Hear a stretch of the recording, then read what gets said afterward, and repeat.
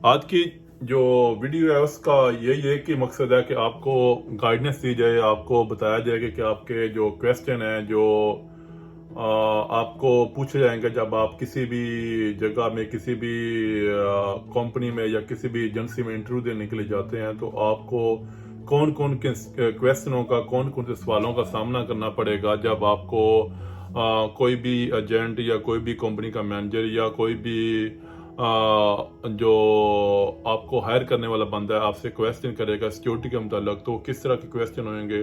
क्योंकि ये जो सीरियल मैंने स्टार्ट की है, लगभग ये कुछ चौथी वीडियो है, 4 नंबर पे आएगी ये वीडियो।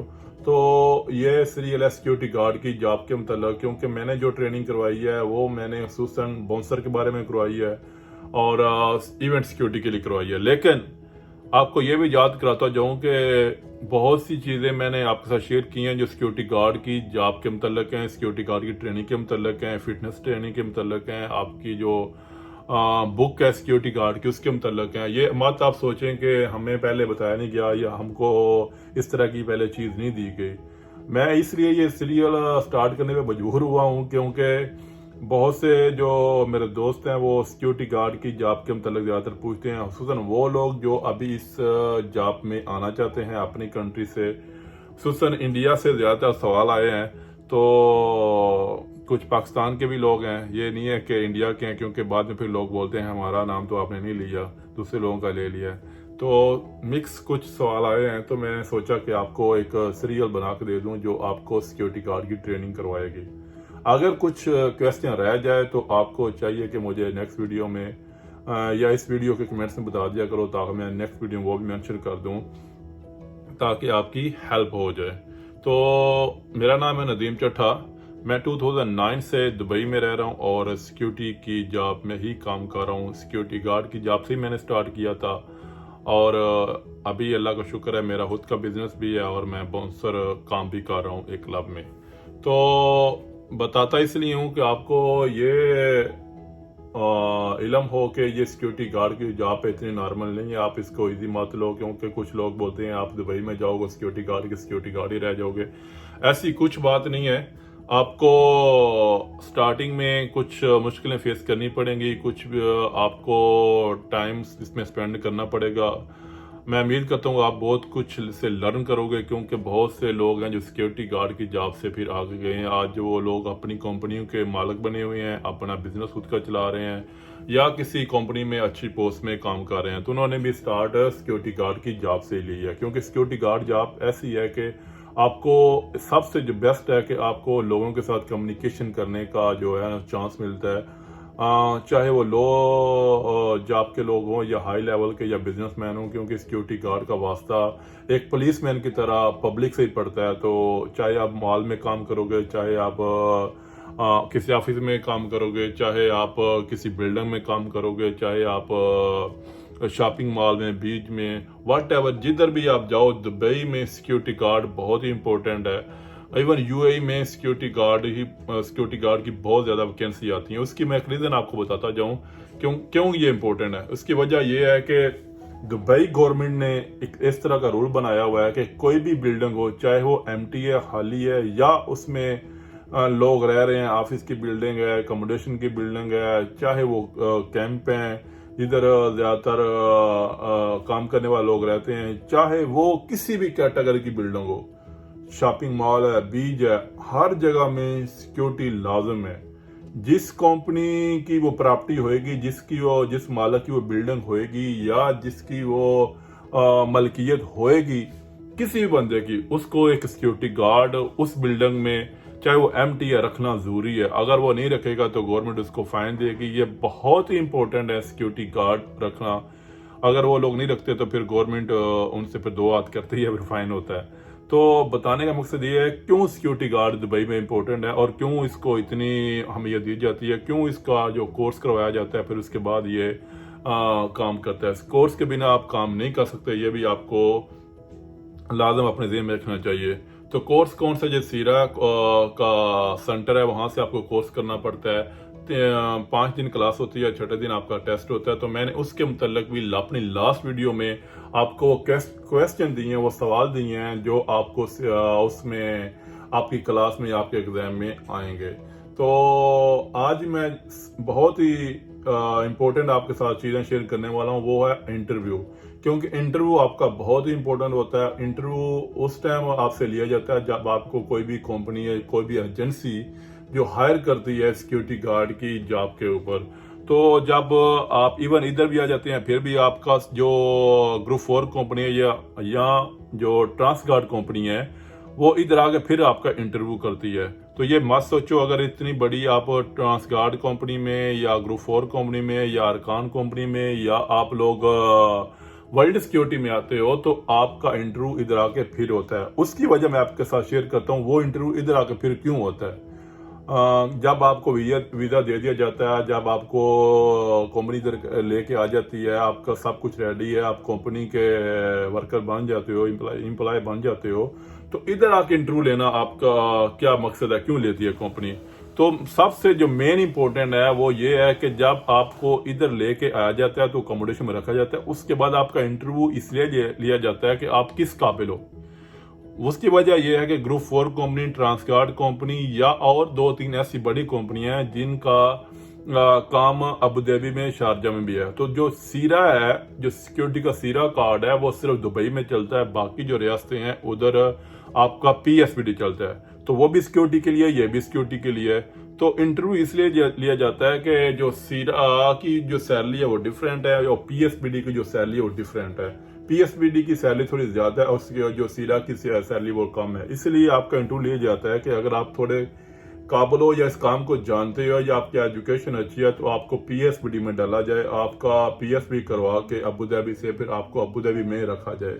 तो कुछ कंपनियां वो क्लियर करती हैं आपको इंटरव्यू के टाइम जब आपको वो कंट्री से लेके आती हैं, और कुछ कंपनियां इधर आके आपकी सिलेक्शन करती हैं। एक बात तो ये है।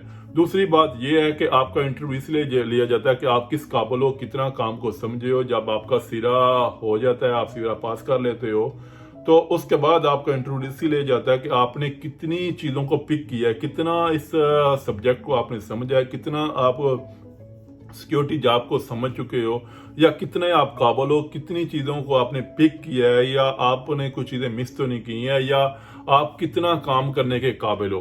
क्योंकि ये जो ट्रेनिंग, एक तो कुछ एजेंसियां हैं वो अपनी की कंट्री में भी आपको ट्रेनिंग देती हैं सिंपली, और उसके बाद फिर इधर आके कंपनी फिर आपको ट्रेनिंग देती है, फिर सिरा सेंटर में आपका कोर्स करवाया जाता है, आपको ट्रेनिंग दी जाती है, उसके बाद फिर आपका फाइनल इंटरव्यू कंपनी लेती है। इसलिए लिया जाता है कि आपको उस हिसाब से एक जॉब दी जाए, चाहे आप वर्ल्ड सिक्योरिटी में हो, अरकान सिक्योरिटी में हो, ट्रांसगार्ड कंपनी में हो, और उसके बाद आप चाहे तो ग्रुप 4 में हो, तो वो लोग फिर आप इधर आके आपका फिर इंटरव्यू लेते हैं। तो सिंपली सिक्योरिटी के क्वेश्चन होते हैं और आपके मुतल्लिक पूछा जाता है। आप उनको पता होता है कि आप कितना सा आपने काम किया, या फ्रेश हो या आप पहले किसी कंपनी में आपने काम किया है, तो उस हिसाब से फिर आपको पोस्ट दी जाती है, उसके हिसाब से आपको लोकेशन दी जाती है। तो इसलिए जो जो क्वेश्चन है आपको मैं आज बताने वाला हूँ, क्योंकि ये आपकी जो है ना वो बहुत मदद करेंगे आपकी जॉब के मतलब, आपके इंटरव्यू के मतलब। अगर आपको इस इंटरव्यू में कुछ मसला बना या आप क्लियर नहीं कर पाए तो फिर उस हिसाब से आपको लोकेशन मिलेगी। लोकेशन में ये होता है कि आपकी भी सैलरी भी उसके ऊपर ही डिपेंड होती है। चाहे आपको कंपनी बोल के लेके आती है कि 2200, तो उसके बाद जो लोकेशनें होती हैं उसके ऊपर भी होता है कि कुछ हार्ड लोकेशन है, या कोई हो सकता है किसी कंपनी का बैंक के साथ कांटेक्ट हो तो उन्होंने बैंक को सिक्योरिटी वाले देने हो, या शॉपिंग मॉल में, या बीच में, या ऑफिस में, या एक्सचेंज में, या मसलन कोई भी इस तरह के हो, फॉर एग्जाम्पल ऑफिस में भी हो सकता है। तो जो कंपनी होती है या जिसने आप सिक्योरिटी वाले हायर करने होते हैं, तो उनकी भी कुछ डिमांड होती है। उस डिमांड के हिसाब से फिर सिक्योरिटी कंपनी उनको जो सिक्योरिटी वाले वो प्रोवाइड करते हैं। तो सम टाइम ये होता है कंपनी खुद इंटरव्यू लेती है, और सम टाइम जो साइड मैनेजर है जिसने सिक्योरिटी वाले हायर करने होते हैं तो वो भी इंटरव्यू लेते हैं कि जो हमारे साथ बंदे काम करने के लिए आ रहे हैं इस कंपनी से, जहां से वो हायर करेंगे, तो वो कौन से बंदे हैं और कितने काबिल हैं, फिर वो भी इंटरव्यू लेते हैं। चाहे वो सिक्योरिटी गार्ड हो या वो सिक्योरिटी टीम लीडर हो या सिक्योरिटी सुपरवाइजर हो, उनका भी इंटरव्यू लिया जाता है।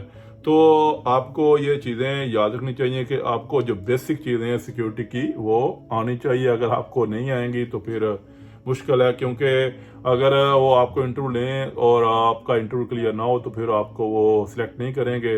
तो सम टाइम ये होता है कि जो साइड मैनेजर हैं वो अपनी तरफ से भी अलाउंस देते हैं। एक सिक्योरिटी कंपनी आपको सैलरी देती है, एक वो साइड जो है जहाँ पे आप काम करोगे वहां से अलाउंस मिलता है, चाहे वो 200 हो, 300 हो, 100 हो, ये उनके ऊपर डिपेंड होता है। तो इसलिए आपको इन क्वेश्चनों का जो है वो सामना करना पड़ेगा। तो ये क्वेश्चन जो है मैं आपके साथ अभी शेयर करूंगा, क्योंकि बहुत ही इंपॉर्टेंट है। सबसे पहले बात करते हैं आपका इंट्रोड्यूस, आप किस तरह इंट्रोड्यूस योरसेल्फ को क्लियर करोगे। इसमें जो बेसिक चीज़ें होती हैं वो अपने खुद के मतलब बताना होता है कि मैंने कितनी एजुकेशन की है, मेरा ताल्लुक कौन सी कंट्री से है, वहाँ कौन से शहर से मेरा ताल्लुक है, फिर मैंने कितनी एजुकेशन की है, उसके बाद मेरे कोई डिप्लोमा है, मेरा कोई फील्ड में एक्सपीरियंस है, या मैंने पहले किधर काम किया है। ये सिंपली चीज़ें इसलिए पूछी जाती हैं जो इंट्रोड्यूस योर सेल्फ, कि आपका जो कॉन्फिडेंस लेवल है वो चेक किया जाए। आप कहाँ से बिलोंग करते हो, आपकी जो बैकग्राउंड क्या है, आपकी एजुकेशन क्या है, आपका एक्सपीरियंस क्या है, और आप इस काम के लिए कुछ नॉलेज रखते हो या नहीं रखते। सम टाइम ये होता है कि जो बहुत से लोग हैं वो इंट्रोड्यूस योरसेल्फ को ये समझते हैं कि अपनी खुद के मतलब सिर्फ बताना है, मसलन कि हम लोग कितने बहन भाई हैं, हमारा माँ बाप है या नहीं है। ये चीज़ें आगे वाले का मकसद नहीं होता पूछना। आगे वाले का मकसद यही होता है कि आपकी ज़ात के मतलब जानना, आप कितने काबिल हो, कितना आपने काम किया है, कितनी आपको एजुकेशन है, कोई आपके पास किसी और भी काम का डिप्लोमा है या एक्सपीरियंस है, या आप इस फील्ड में फ्रेश हो, या आपने इस फील्ड को फर्स्ट टाइम ज्वाइन किया है, या आपने पहले कोई काम किया या नहीं किया। ये चीज़ें जानना होती हैं। तो बहुत से मेरे दोस्त लोग हैं जो एजेंसियों वाले हैं या कंपनियों में जो है ट्रेनर, वो भी यही कि आपको रट्टा लगवाते हैं कि आप ये याद कर लो कि मेरा नाम फलां है, मेरी इतनी जो एज है, मैंने इतनी एजुकेशन की है, हम इतने बहन भाई हैं, मेरे जो भाई है ये काम करता है, मेरी सिस्टर ये काम करती है, मैं मैरिड हूँ या नहीं हूँ, मेरे जो वालिद साहब ये करते हैं, मेरी मदर जो है वो ये करती है। तो उसके वो आगे वो आपको रट्टा नहीं लगवाते। ये आपके लिए नुकसानदेह है। कभी भी जो इंटरव्यू लेने वाला बंदा है वो आपको ये नहीं पूछता। तो आपको चाहिए कि आपकी ज़ात के मतलब जो आपके खुद में है, जो आपने जो भी अपनी लाइफ में किया वो बताओ, ताकि आपको पता चले कि आप कितने पानी में हो या कितना आपके पास नॉलेज है। अगर वो आपकी फैमिली के मतलब जान भी ले तो उसको क्या फ़ायदा इस चीज़ का, या वो क्या करेगा। उसने आपको जॉब देनी है, आपको हायर करना है या आपके घर वालों को करना है। तो बराए मेहरबानी इन चीज़ों से बाहर निकलें।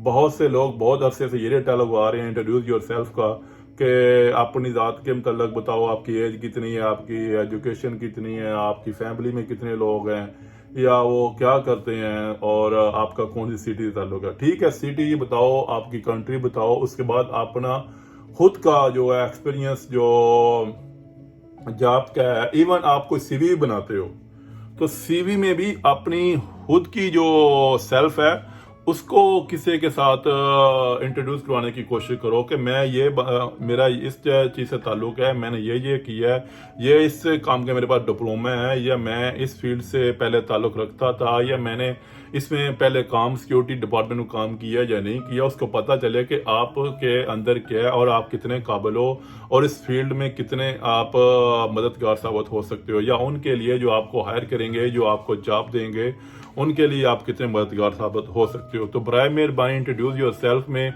अपनी फैमिली के मतलब ना बताया करें कि आप मैरिड हो या नहीं हो, या आपके कितने बहन भाई हैं, या आपके फादर साहब क्या करते हैं, मदर आपकी क्या करती है। तो उसका आगे वाले को कोई फायदा नहीं होता। तो आप इस चीज़ से बाहर निकलो, क्योंकि इस चीज़ का आगे वाले को कोई फायदा नहीं होता।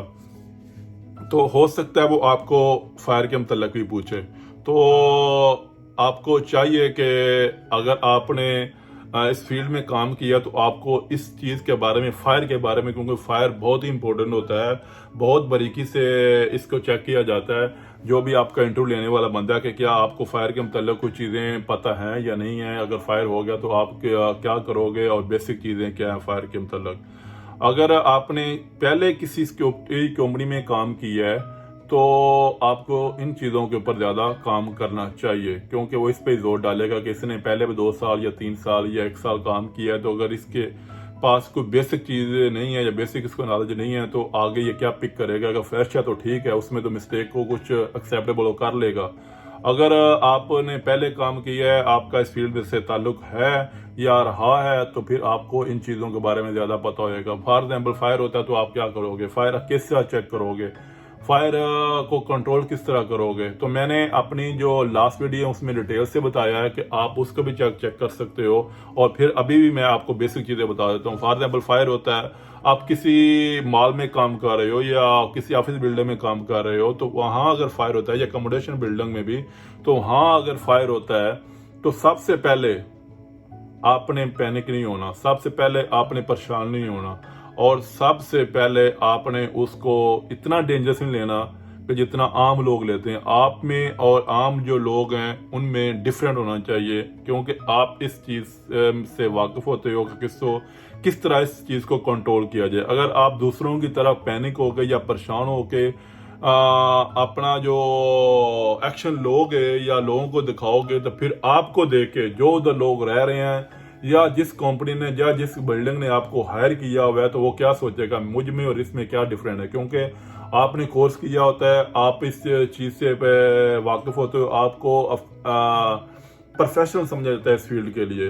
अगर आप ही पैनिक हो गए या आप ही परेशान हो गए या आप दूसरों की तरह शोर मचाना शुरू हो गए, तो फिर आप में और दूसरे लोगों में फ़र्क नहीं होएगा। तो अगर फायर होता है तो आपने चेक क्या करना है, आप सबसे पहले आपके जो फायर पैनल है उसके ऊपर जाएंगे और चेक करेंगे कि फायर पैनल आपको कौन सी लोकेशन बता रहा है। सबसे पहले उसको पीप को, जो पहले फर्स्ट पीप आती है स्मॉल छोटी, जैसे मोबाइल की ट्यून जो होती है, उसके बाद अगर आप साइलेंट नहीं उसको करोगे, विद इन सम टाइम तो होता है पैनल आपको 1 मिनट का टाइम देता है, some time 13 second, some time 15 second. ये डिपेंड होता है कौन सी जगह पे आप काम कर रहे हो। फॉर एग्जाम्पल बैंक में हो या शॉपिंग मॉल में हो, तो अगर वो पीप या वो अलार्म ज़्यादा लोगों को सुनाई देगा तो लोग उससे परेशान हो गए, फिर उसमें अफरा दफरी या उसमें परेशानी बन सकती है, इसलिए उसको फिर कम टाइम के लिए रखा जाता है छोटी वाली पीप को। तो आपको चाहिए उसके दौरान ही एक्शन लेना और उसको साइलेंट करना और लोकेशन चेक करना। लोकेशन में आप डिटेल में जा सकते हो, तो डिफरेंट पैनल का डिफरेंट सिस्टम होता है। ये मत सोचना कि हर पैनल का एक तरह का सिस्टम है। जिस भी बिल्डिंग में आपको जॉब मिलेगी या किसी भी जगह में आपको रखा जाता है, तो आप उस पैनल से वाकिफ होने चाहिए, आपको उसकी मालूमात होनी चाहिए। आप अपने सिक्योरिटी सुपरवाइजर से या जो उधर बिल्डिंग में जो मेंटेनेंस टीम है, जो फायर की टीम है, उससे मालूमात लेना आपके लिए लाजम है। बेहतर यही होता है कि आप लोग जो बेसिक इंफॉर्मेशन होती है पैनल को चेक करने की, सबसे बेस्ट यही है कि उसको एक पेपर के ऊपर लिख के उधर उसके पास रख दो या उसके साथ चिपका दो, ताकि कोई भी बंदा जो आपके सिक्योरिटी का है उसको पता चले कि इसको किस तरह मैनेज करना है, किस तरह इसको पैनल को चेक किया जाएगा फायर के दौरान। क्योंकि सम टाइम ये भी होता है कि किसी भी अगर अब ऑफिस में वो दिखा रहा है या रूम में दिखा रहा है, तो हो सकता है हीट हो उस रूम में, फायर ना हो सकता है किसी ने स्मोकिंग की हो तो वो फायर दिखा रहा हो। तो ये चीज़ें भी होती हैं, ज़रूरी नहीं फायर ही हो। सम टाइम ये भी होता है विंडो ओपन है और स्मोक डिटेक्टर ने वो हीट कैच कर लिया तो फायर दिखा देगा, क्योंकि उसको तो नहीं पता ये विंडो ओपन है, विंडो से आ रही है हीट या नीचे आग लगी है या कुछ इस तरह का इशू है। तो वो तो मशीन है, तो वो जो कैच करेगी वो बता देगी। तो आपका काम है जाके चेक करना, लेकिन पैनिक नहीं होना, परेशान आपने नहीं होना। परेशान हो गए तो काम खराब है फिर। तो अगर आप इस चीज़ से ना वाकिफ हो, तो जो आपका कलीग है या जिसको पता है, तो उसको साथ लेके उसकी हेल्प लेके ये काम करना। लेकिन फायर के दौरान, इमरजेंसी के दौरान आपकी लोकेशन जो है वो मायने नहीं रखती। सबसे पहले आपको इमरजेंसी के ऊपर काम करना पड़ेगा। जो इमरजेंसी, चाहे आप रिसेप्शन पे हो, चाहे आप इंट्रेंस के ऊपर हो, चाहे पार्किंग में हो, वाट एवर जो भी आपकी लोकेशन है, फायर के दौरान इमरजेंसी है और इमरजेंसी में ही आपने काम करना है। आपकी लोकेशन इवन कोई भी हो, तो सबसे जो इम्पोर्टेंट है वो आपकी इमरजेंसी है। इमरजेंसी के ऊपर आपने काम करना है, तो आपको चाहिए उस लोकेशन को चेक करें। फायर किस नौइयत का है, उसके हिसाब से आपने, अगर फायर वाकई है तो उस हिसाब से आपने सिलेंडर यूज़ करना है। अगर आप समझते हो कि आप कंट्रोल नहीं कर पाओगे, बड़ा फायर है, तो आपने उसी टाइम सम टाइम ये बताया जाता है कि आप सीधा पुलिस को कॉल करो। पुलिस को कॉल मत करो, जो आपका टीम लीडर है, जो आपका रिस्पॉन्सिबल है, सुपरवाइजर है, उसको बताओ। इतना टाइम नहीं लगता, हर बंदे के पास रेडियो होता है, फ़ोन होता है, तो उसके मालूमात के बिना एक्शन मत लो। सम टाइम होता ये है कि आप जो सिक्योरिटी वाले होते हो, न्यू होते हो, आपको नहीं पता होता कि इसको कंट्रोल किया जा सकता है या इतना बड़ा नहीं है, तो आप लोग डायरेक्टली फायर ब्रिगेड को कॉल करोगे तो फायर ब्रिगेड फिर आ जाती है। फिर वो कंपनी के लिए मसला बनता है, बिल्डिंग मैनेजमेंट के लिए मसला बनता है। हो सकता है वो फायर इतना बड़ा ना हो सकता है वो कंट्रोल हो जो कंट्रोल हो जाए, तो आप लोग पैनिक होकर कॉल कर दो तो ये अच्छा नहीं है, क्योंकि गवर्नमेंट का वो अदारा है। सिविल डिफेंस से जब वो आएगा तो फिर आपको पता ही बम्बू दे के जाएगा, फायर ओरिजिनल नहीं होएगा या छोटा फायर होएगा। तो अपने टीम लीडर या सुपरवाइजर को लाजम बताओ कि इस कंडीशन क्या है। वो विद इन 1 मिनट वो ये डिसाइड कर लेते हैं क्या इशू है, क्या ये बड़ा फायर है या छोटा है, या इसको कंट्रोल किया जाता है कि नहीं। अगर आपने छोटी सी वजह से ही आपने फायर ब्रिगेड को कॉल करनी है, तो फिर आपको ट्रेनिंग देने का कोई फायदा नहीं होता।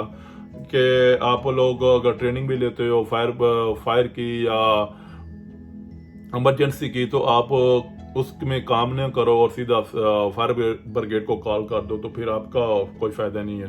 तो चाहिए कि आपको खुद चेक करो और टीम लीडर को बताओ, टीम लीडर फिर अपनी मैनेजमेंट को बताएगा, बिल्डिंग मैनेजर को बताएगा। विद इन 1 या 2 ये डिसीजन कर लेते हैं कि पुलिस को कॉल करनी है या फायर ब्रिगेड को या नहीं।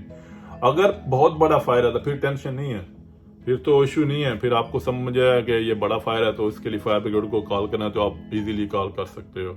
तो आपको चाहिए कि जो इमरजेंसी नंबर है वो भी याद रखना।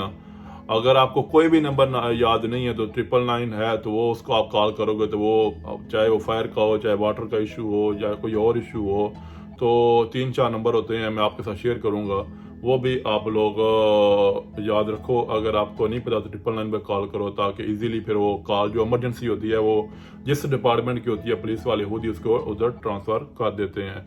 तो उसके फायर के दौरान अगर वाकई फायर है तो आपको चाहिए कि जो इमरजेंसी डोर हैं उनको ओपन करना, बंदों को बाहर निकालना। जो लिफ्टें हैं वो वैसे रुक जाती हैं, इन केस कोई ऐसा इशू है, लिफ्ट चल रही है या लोग यूज़ कर रहे हैं या लोग उसके साथ खड़े हैं कि हमने लिफ्ट यूज़ करनी है, और हो सकता है वो 10 फ्लोर पे, 9 पे या उसके ऊपर वो लिफ्ट यूज़ करके नीचे आना चाहें, तो लिफ्ट किसको यूज़ मत करने दें।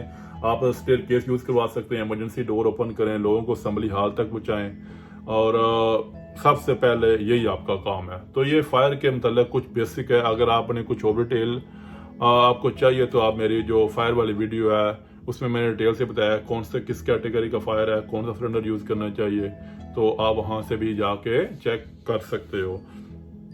उसके बाद बात करते हैं जी, अगर आपने दुबई में काम किया तो आप किस तरह बताओगे। जब इंटरव्यू के दौरान आपको पूछा जाएगा कि आपका एक्सपीरियंस है, आपने इस फील्ड में काम किया है और आपके पास कितना एक्सपीरियंस है, तो आप इजीली बता सकते हो कि मैंने इस डिपार्टमेंट में पहले काम किया या नहीं किया।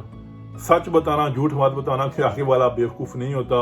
वो इस जॉब का मास्टर बंदा होता है, उसको ऐसे नहीं कंपनी भेजती कि आप जाके बंदे हायर करके लेके, उसको पता होता है कि ये बंदा सच बोल रहा है, झूठ बोल रहा है। अगर आप लोग झूठ बोलते हो तो आप चाहे मास्टर आपने किया हुआ आपकी एजुकेशन मास्टर है या आपने बीए किया हुआ है, ग्रेजुएशन किया हुआ है, तो उसके लिए कोई मैनी नहीं रखता। उसको वो बंदा चाहिए जो काम वाला है। तो आपने अगर इस फील्ड में पहले काम किया है तो बताओ मैंने किया है, अगर नहीं किया तो फिर भी उसको बताओ कि मैं फ्रेश हूँ और अभी मैं जॉब के लिए आया हूँ। तो अगर आपने काम किया तो वो किस तरह बता सकते हो। फॉर एग्जाम्पल, आपने किसी भी सिक्योरिटी कंपनी में अपनी कंट्री में काम किया है, इंडिया में, पाकिस्तान में, नेपाल में, तो आप उसके साथ शेयर कर सकते हो। फिर वो आपको लाजम पूछेगा कि आपने कौन सी कंपनी में काम किया है, चाहे उसको पता भी ना हो, क्योंकि वो आपका चेक करेगा ये झूठ बोल रहे हैं सच बोल रहे हैं। तो आपको चाहिए जो जिस कंपनी में आपने काम किया बताओ कि इस कंपनी में मैंने काम किया। और वो आपसे ये भी पूछेगा कि आपने कौन सी लोकेशन में काम किया है।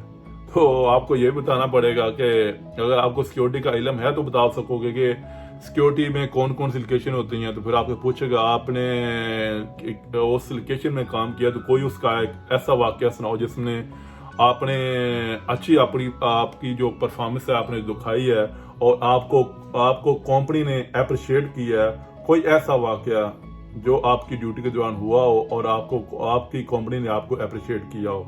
तो अगर झूठ है तो वहां से ही आपका पकड़ा जाएगा। अगर आपने वाकई किया है काम या आपको वाकई इस चीज़ का पता है तो फिर ही ये चीज़ें बताना, वरना जो सिक्योरिटी डिपार्टमेंट है, जो बंदे होते हैं वो बहुत तेज होते हैं, वो उनको पता होता है ये सच बोल रहा है झूठ बोल रहा है। तो अगर आपने काम किया तो बता सकते हो कि मैं इस कंपनी में काम किया है, और आपसे लोकेशन पूछेगा, मैं इस लोकेशन में काम किया, कितना टाइम काम किया है, चाहे वो ऑफिस बिल्डिंग हो, बीज हो, मॉल हो, अकोमोडेशन बिल्डिंग हो, एम्प्टी बिल्डिंग हो, तो आपका जो काम है वो चेक कर लेगा। उसी टाइम उसके पता चल जाता है कि बंदा झूठ बोल रहा है सच बोल रहा है।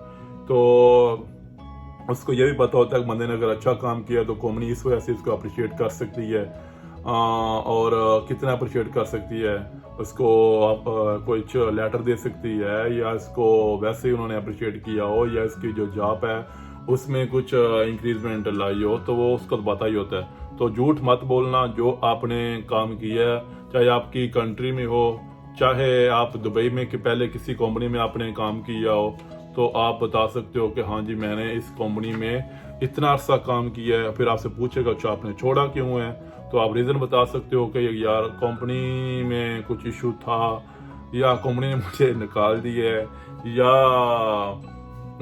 कंपनी के बंदे दे रहे थे, या मेरी कुछ ऐसी इशू प्रॉब्लम थी मैं इसलिए छोड़ के चला गया घर में। तो जो ओरिजिनल आपका इशू है वो आपने बताना है।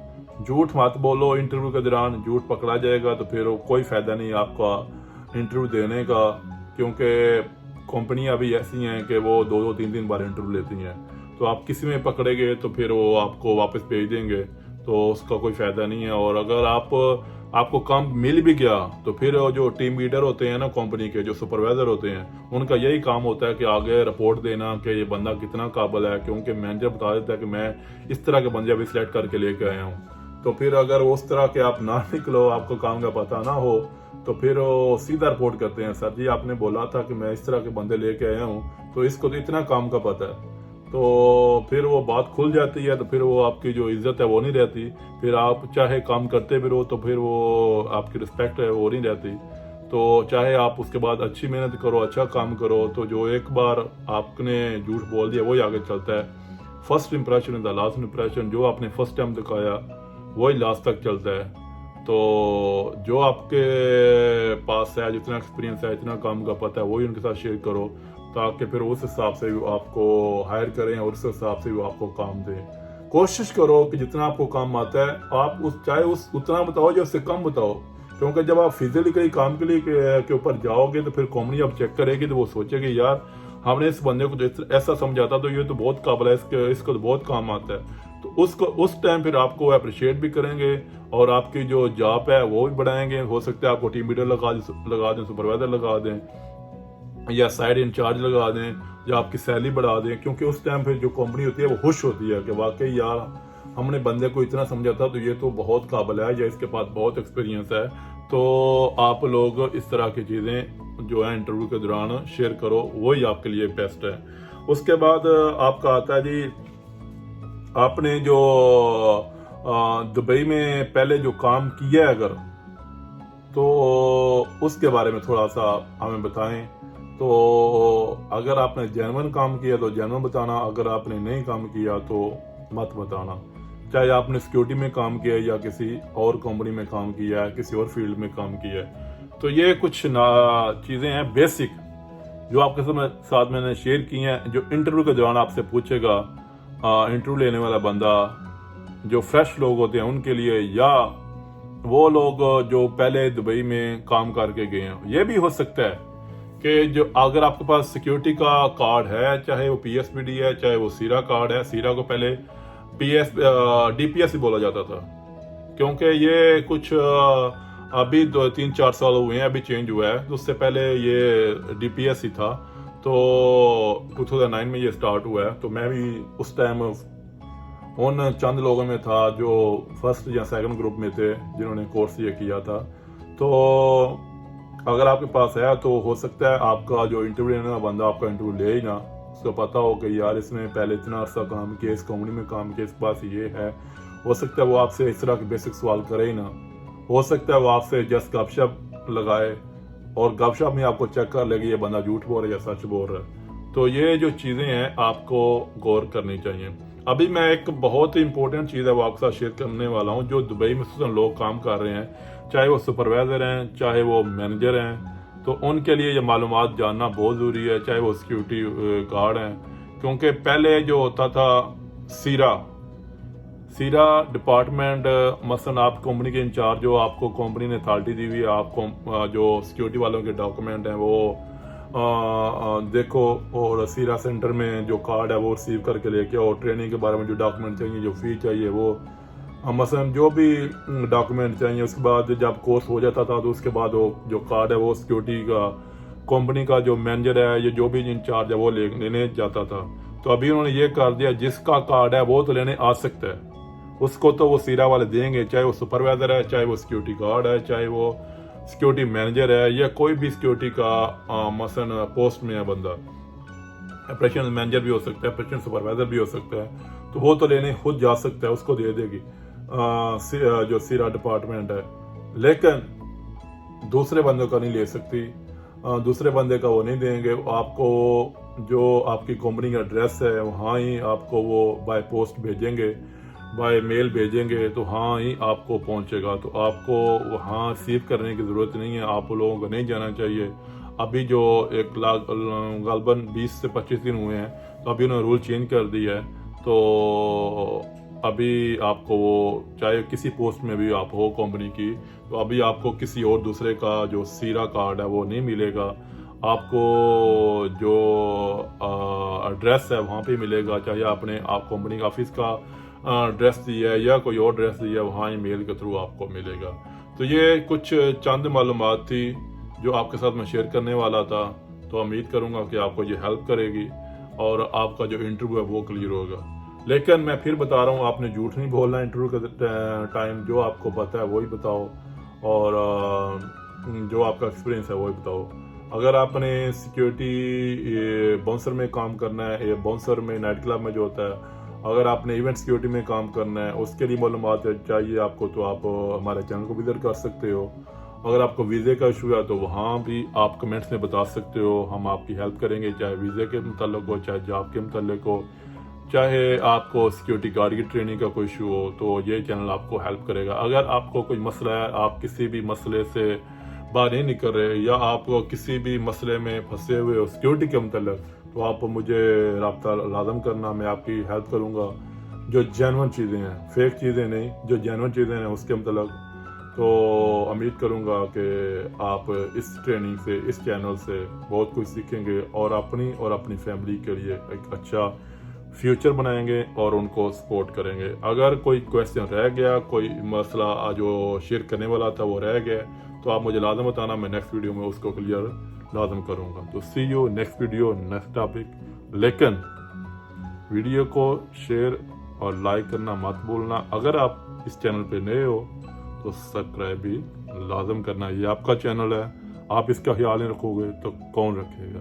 सी यू नेक्स्ट वीडियो।